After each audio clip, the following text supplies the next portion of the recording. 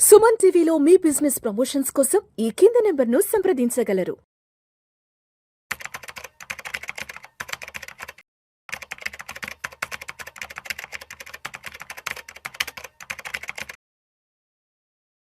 చక్రధర్ గారు నమస్తే సార్. నమస్తే అండి. సార్ చక్రధర్ గారు, ఏదైనా ప్యాసివ్ ఇన్కమ్ జనరేట్ చేసుకోవడానికి ఏదైనా మంచి ఉపాయ మార్గాలు చెప్పండి. ఎందుకంటే ఈ రోజుల్లో మనకు వచ్చే మెయిన్ స్ట్రీమ్ ఇన్కమ్ మీద సర్వైవ్ అవ్వాలంటే పెద్ద పెద్ద సిటీస్లో అందరి వల్ల కావట్లేదు. కాబట్టి ఏదైనా 1-2 ప్యాసివ్ ఇన్కమ్ జనరేట్ అయ్యే మార్గాలు ఏదైనా ఉంటే చెప్పగలరు? ఇది యాక్చువల్గా ప్యాసివ్ ఇన్కమ్ అనేది ఒక మంచి టాపిక్ అండి. యాక్చువల్గా active income, passive income. Active income అంటే మనం ఉద్యోగం చేస్తే వచ్చే salary main stream income. Active income. Passive ఏంటంటే మనం ఏ జాబ్ చేయకపోయినా రావాలి అనేది ప్యాసివ్. ఫర్ ఎగ్జాంపుల్ చెప్తానండి. ప్యాసివ్ ఇన్కమ్ లో బెస్ట్ ఎగ్జాంపుల్ ఏంటంటే రెంటల్ ఇన్కమ్. మనం ఒక ఫ్లాట్ కొన్నాము, అద్దెకిస్తే మనకి ఎవ్రీ మంత్ రెంట్ వస్తుంది టెన్షన్ లేకుండా, అది ప్యాసివ్ ఇన్కమే. అలాగే ఏదన్నా అలా కమర్షియల్ ప్రాపర్టీ కొన్నా, ఒక షాప్ కొన్నా కూడా రెంట్ వస్తుంది ఎవ్రీ మంత్. అలాగే చూస్తే మీకు ఫిక్స్డ్ డిపాజిట్స్, బ్యాంక్లో నేను ఒక 10 lakhs ఫిక్స్డ్ డిపాజిట్ చేశాను, నెల 5,000 వస్తుంది నాకు, అది ప్యాసివ్ ఇన్కమే. సో మోస్ట్గా ఆఫ్టర్ రిటైర్మెంట్ కూడా ఎక్కువ మంది తీసుకుంటే ప్యాసివ్ ఇన్కమే. కాకపోతే ఈ ప్యాసివ్ ఇన్కమ్స్లో ఉన్న ఇబ్బందులు ఇప్పుడున్న ఏంటంటే, ఒకప్పుడు రెంట్స్ బాగా వచ్చేవండి. ఇప్పుడు ఏంటంటే రెంటర్లు ఎక్కువ రావట్లేదు. అంటే ఈవెన్ మనకి ఒక రెంట్కి వచ్చే ఎంప్లాయ్ ఎవరైతే ఉంటారో వాళ్ళ శాలరీస్ కానివ్వండి, వాళ్ళ జాబ్స్ కానివ్వండి పర్మనెంట్ కాదు. ఒక టైంలో ఏంటంటే గవర్నమెంట్ ఎంప్లాయీస్ ఎక్కువ మంది ఉండేవాళ్ళు. ఒక జనరేషన్లో ఎక్కువ మంది గవర్నమెంట్ ఎంప్లాయీస్ ఉండేవాళ్ళు. వాళ్ళు 3 years 4 years కన్నా ట్రాన్స్ఫర్ వెళ్ళిపోయేవాళ్ళు. వాళ్ళ శాలరీస్ ఖచ్చితంగా వస్తాయి, మనకి ప్రాపర్గా రెంట్ ఇచ్చేవాళ్ళు. కానీ ఇప్పుడు ఏంటంటే చూస్తుంటే, ఎస్పెషల్లీ హైదరాబాద్లో మేము ఎక్కువ వింటున్నాం. మా దగ్గర వచ్చే కస్టమర్ల దగ్గర నుంచి కూడా, క్లయింట్స్ దగ్గర నుంచి కూడా, సార్ నేను రెంట్కి ఇచ్చాను, 6 months ఇచ్చాడు రెంట్ బాగానే, 7th month నుంచి రెంట్ ఇవ్వట్లేదు, శాలరీ లేదంటున్నాడు, జాబ్ లేదంటున్నాడు, ఖాళీ చేయడు, రెంట్ ఇవ్వడు, ఇబ్బందులు చాలా పడుతున్నాం. అలాగే కొంతమంది ఏంటంటే పెన్షనర్స్ వస్తారు మా దగ్గరికి. సార్ నేను బ్యాంక్లో ఎఫ్డీ వేసాను, ఎఫ్డీ నాకు 6.75 ప్లస్ సీనియర్ సిటిజన్ కాబట్టి ఒక 0.5 ఎక్స్ట్రా వస్తుంది, 7%, కానీ సరిపోవట్లేదు.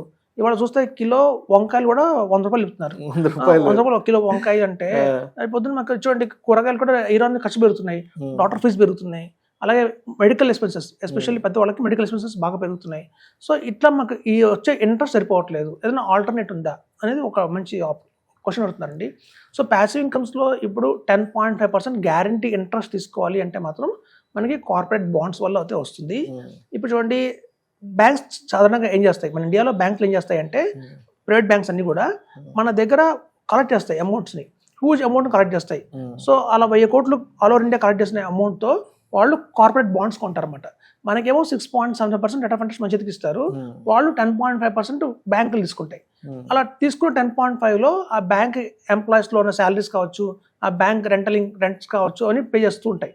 సో కాబట్టి మన సెబీ, ఆర్బీఐ అందరూ ఒక మంచి అవకాశం ఇచ్చారు ఇన్వెస్టర్స్కి.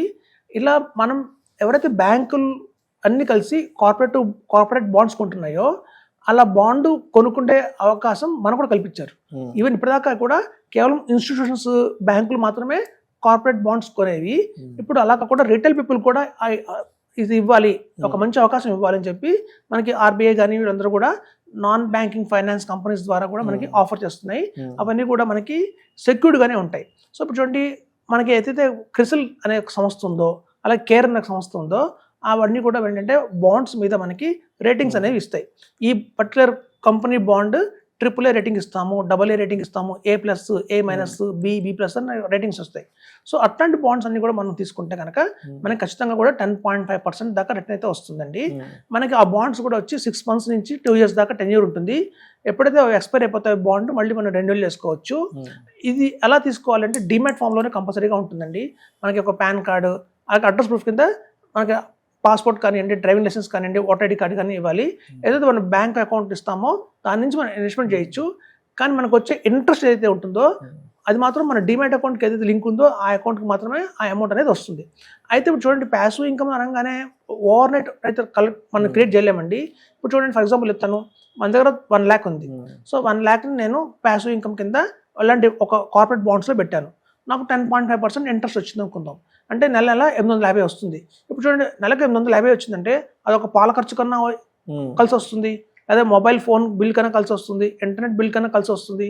అట్లా ప్రతి ఒక్కళ్ళు కూడా ఏం చేయాలంటే, స్టార్టింగ్ విత్ ఒక 50,000, 1 lakh, నెక్స్ట్ మంత్ ఇంకో 2 lakhs అలా పెంచుకుంటూ వెళ్తే, ఇప్పుడు చూడండి చాలామంది హౌస్ వైఫ్స్కి నెల 5,000 ఇస్తారు, మీరు ఈ కూరలకు గాను నేను 5,000 ఇస్తున్నాను అని.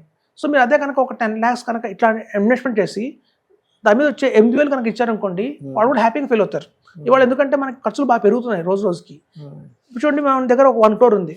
ఆ 1 crore పెట్టి మనం ఒక ఫ్లాట్ కొన్నాం అనుకోండి, మనకు వచ్చేది 25,000. సో 1 crore పెడితే ఇవాళ హైదరాబాద్లో వచ్చే డబుల్ బెడ్రూమ్ వస్తుందేమో, మనకి దానికి వచ్చే అద్దె 25,000 రెంట్ ఉంటుంది. అదే 1 crore కనుక మనం తీసుకెళ్ళి బ్యాంకులో FD చేస్తే మనకి 56,000 వస్తుంది నెల వడ్డీ. అదే కనుక ఇట్లాంటి కార్పొరేట్ బాండ్స్లో కనుక ఇన్వెస్ట్మెంట్ చేస్తే 86,000 వస్తుంది. అంటే దగ్గర 30,000 ఎక్స్ట్రాగా మనం ప్రతి నెల ఈ బాండ్స్ వల్ల తీసుకోవచ్చు అనమాట. సో ఇవన్నీ కూడా RBI గైడ్లైన్స్లోనే ఉంటాయి కాబట్టి సెక్యూర్డ్గా మన ఇన్వెస్ట్మెంట్స్ కూడా డిమాట్ ఫామ్లోనే ఉంటుంది. మన నుంచి డిమాట్ అకౌంట్లోనే వాళ్ళు మన యూనిట్స్ ఇస్తారు. ఆటోమేటిక్గా మెచ్యూరిటీ రాగానే మన principal with along with interest కూడా వస్తుంది. ఇదంతా ఒక 100% సెక్యూరిటీ ఫామ్లో జరుగుతుంది కాబట్టి ట్రస్ట్ వర్దీగా కూడా ఉంటుంది. సో ఇదండి, మనకు మంచి ప్యాసివ్ ఇన్కమ్ కావాలి అంటే అందరూ కూడా ప్యాసివ్ ఇన్కమ్ కావాలంటే రిటైర్మెంట్ అయ్యేంత వరకు ఉండాలి, నేను వెయిట్ చేయాలి. కొంతమంది అనుకుంటారంటే నేను ఒక లెర్నింగ్ నేర్చుకొని, అంటే ఒక టెక్నికల్ నేర్చుకొని, ఒక ఫ్యూచర్స్ అండ్ ఆప్షన్స్ అలాంటివి నేర్చుకొని ప్యాసివ్ ఇన్కమ్ చేసుకోవచ్చు అనుకుంటారు. కానీ చూడండి, అది కూడా యాక్టివే. మనం మైండ్ పెట్టాము అంటే అది యాక్టివ్ కింద లెక్క. మనం కనుక ఒక 1 lakh పెట్టి మనం కనుక స్టాక్ మార్కెట్లో ట్రేడింగ్ చేస్తే ఆ 1 lakh పోవచ్చు కూడా, మన గ్యారెంటీ లేదు మనం సక్సెస్ అవుతాము అని చెప్పి. సో కాబట్టి చాలామంది ఒక పొరపాటున ఒక ట్రేడింగ్ ప్లాట్ఫామ్స్ తీసుకొని మనం ట్రేడ్ చేసి ప్యాసివ్ ఇన్కమ్ అనుకుంటారు. కానీ అది ప్యాసివ్ కాదు. ప్యాసివ్ అంటే ఏంటంటే మన చేతి నుంచి మన మైండ్ కూడా అప్లై చేయకూడదు. కొంచెం రెంట్కి ఇచ్చాము ఒక ఇల్లు అంటే మనం ఏదైనా వెకేషన్కి వెళ్ళిపోయినా రెంట్ వస్తుంది. మనం బ్యాంక్లో అమౌంట్ పెట్టాము అంటే నెల అది మన గురించి థింక్ కూడా చేయక్కర్లేదు. ఒకటో తారీఖు రాగానే మన అకౌంట్ అమౌంట్ పడుతుంది. మన కోసం మన డబ్బు పనిచేస్తుండాలి, మన నిద్రపోతున్నా సరే మన డబ్బు మన కోసం పనిచేస్తుండాలి. చాలా మంది ట్రేడింగ్స్ అని, కొంతమంది చిన్న చిన్న పెట్టి బిజినెస్ చేస్తున్నారు, డబుల్ పెట్టి బిజినెస్ చేస్తున్నారు. ఆ బిజినెస్ లో చేతులు కలుసుకుంటారు అన్నశ్రీగా, ప్రిన్సిపల్ పోతున్నాయి. సో అసలు మనదే ఉండకూడదు, మన ఇన్వాల్వ్మెంట్ ఏమి ఉండకూడదు. ఎవ్రీ మంత్ టెన్షన్ లేకుండా అమౌంట్ రావాలి, అదే ప్యాసివ్ ఇన్కమ్. సో సరైన ప్యాసివ్ ఇన్కమ్ 10.5% గ్యారెంటీ ఇంట్రెస్ట్ రావాలి అంటే ఇది ఒక మంచి మార్గం అండి. బై 2035-40 కూడా కావచ్చు. ఆల్ ఓవర్ ఇండియాలో పాపులర్ అయ్యేది ఏంటి అంటే ఈ కార్పొరేట్ బాండ్సే అని మనకి RBI చెప్తుంది. సో ఇదండి. Right sir, right sir. Thank you sir, thank you so much. Thank you అండి.